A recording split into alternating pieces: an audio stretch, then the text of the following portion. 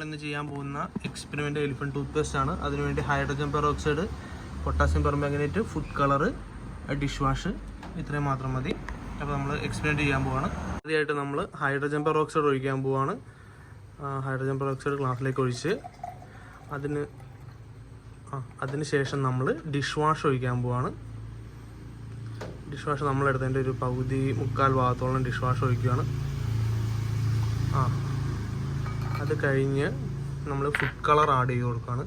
2 food colour എടുത്താണ്, ഗ്രീനും റോസും ആണ് എടുത്തതാണ്. നമ്മളിപ്പോൾ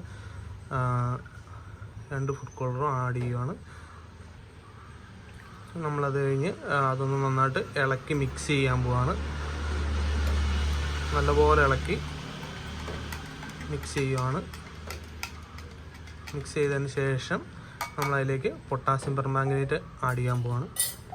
അപ്പോഴത്തേനും അത് പതഞ്ഞ് പൊങ്ങുന്നതായിട്ട് കണ്ട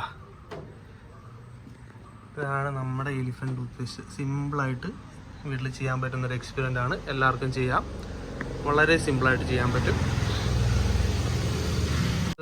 പിന്നെയും പൊട്ടാസ്യം പെർമാംഗനേറ്റ് ആഡ് ചെയ്യുന്നതോറും അത് പിന്നെയും പതഞ്ഞ് പൊങ്ങിക്കൊണ്ടിരിക്കും.